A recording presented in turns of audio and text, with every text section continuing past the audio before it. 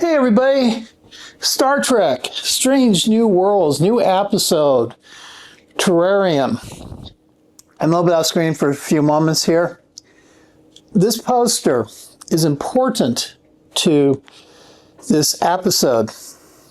The Gorn, Battle of Brawn, the original Star Trek episode. Kirk against the Gorn captain. The ultimate galactic one-on-one fight. Presented by the Metrons. Remember that later. Spoiler, spoiler. Remember that later. Who will win? Who will reign supreme on a desert planet? Remember that as well. We'll talk about that in a little bit.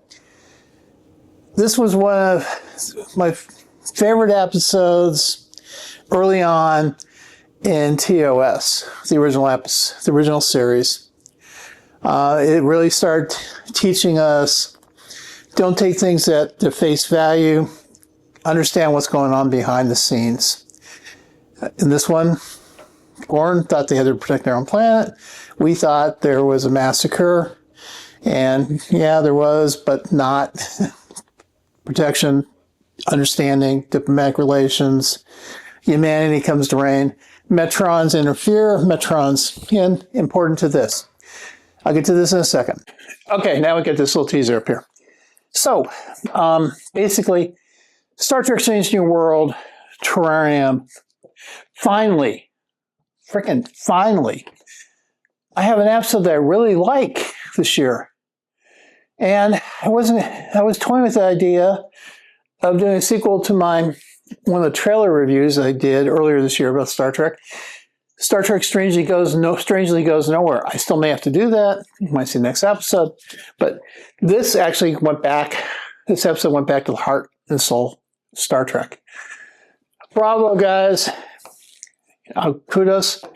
Review perspective, I give this my platinum rating, second highest rating I can give you. Latinum is the highest.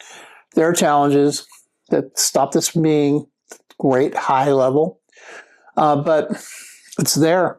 This is probably my most engaging episode I watched this year. The most thought-provoking? No, because the message is kind of obvious. I still think the most thought-provoking one is through the lens of time. Yeah, I think we may see a little bit more about that next week. We'll see. So, bottom line, what I didn't like, I'll tell you right up front. I didn't like the fact that you put Ortega on a shuttle, fully loaded with techie equipment. On one, I don't understand why they couldn't do something more programmed into this thing. I know the ebbs and currents, maybe, but saying a single individual into this, that's test pod scenario. I get it, but talking about weight factors, there's obviously a lot of junk that was on there that got rid of. So saying that you couldn't even have another person on to help, that was garbage. So that to me was part of the problem. Also, sending this shuttle into a high-risk area with, I don't think, adequate tests and safeguards, being able to transport her out in case something goes wrong, kind of bad. So those are two things I just don't like. The other thing is Pike this is still about Pike. We still don't see enough of him. That's the other thing I don't like about this episode. Anyway, so not trying not to go too much detail here, she gets caught in this galactic wave mess and gets sucked into this dimensional portal, wormhole, takes her somewhere else, and the Enterprise at first thinks she may be gone, and Uhura doesn't think she's gone. And so we go through little nuances of convincing that let's keep searching for her. And the fact also they had this little shadow thing in the background where they need to get vaccines someplace. They need to be there critically by such a period of time, 4,000 things, and 4,000 lives that potentially could be saved against one. The kind of also the message of this episode. But, they were shocked. The Enterprise was shocked, and Ortega all of a sudden saw got sucked in this wormhole that came out of nowhere. Well, Metrons, we find out eventually. Caused this whole thing. And this wormhole is kind of weird because they send some probes in there to see if they can find her, because they got sort of like a little communication blip. They got through the wormhole enough to indicate that she made it through the wormhole, but they don't think she's alive. No, she's alive.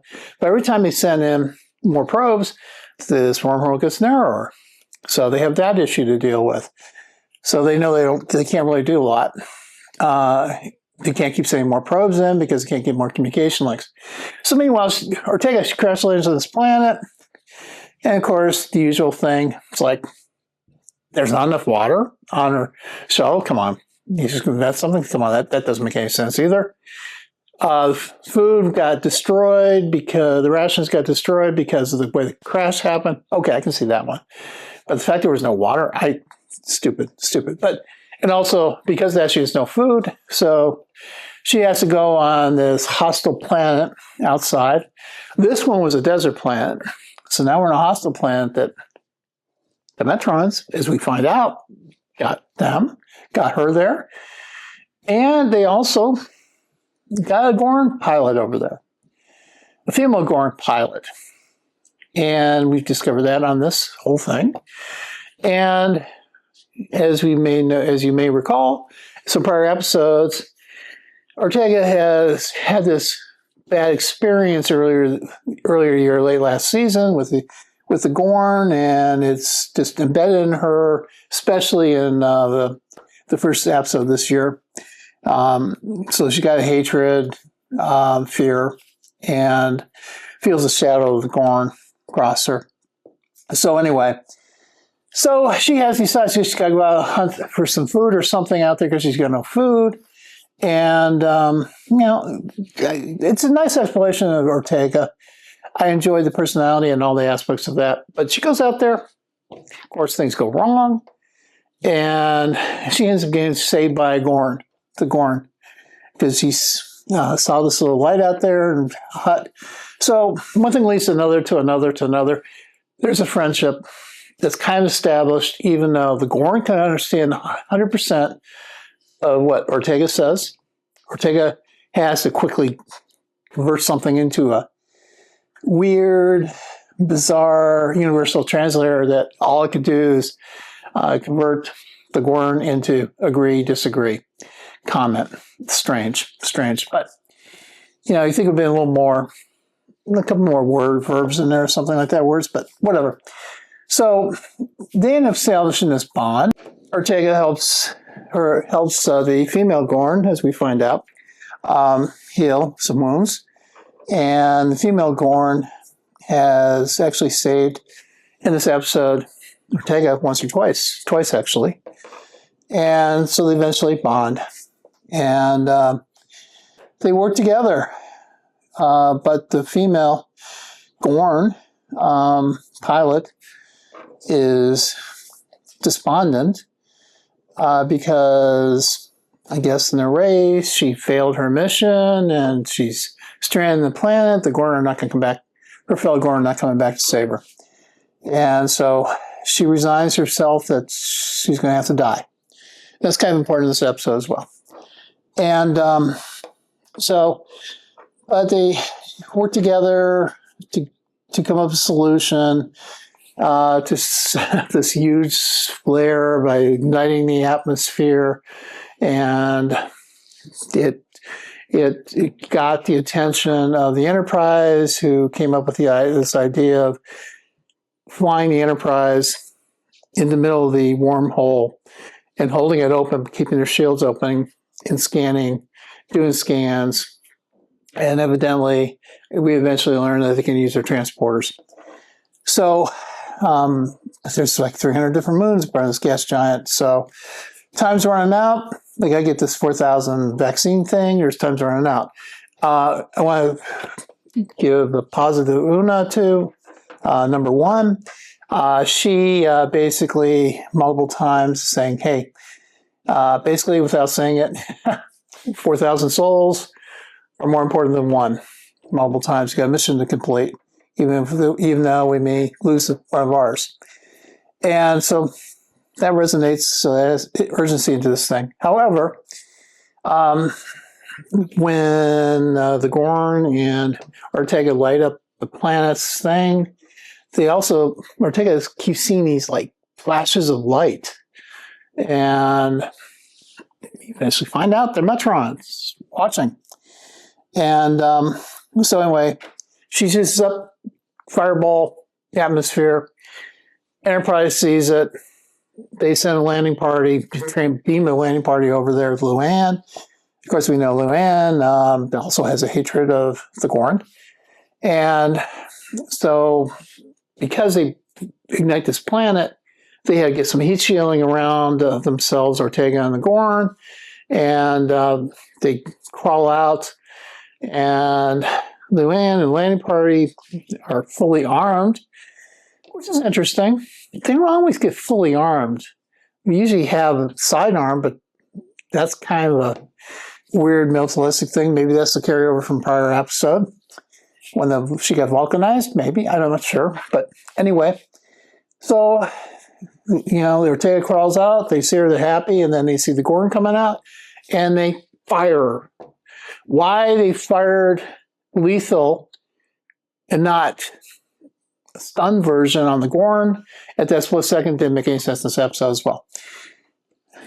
And then, Ortega's upset. No, because working together, she wanted to save the Gorn.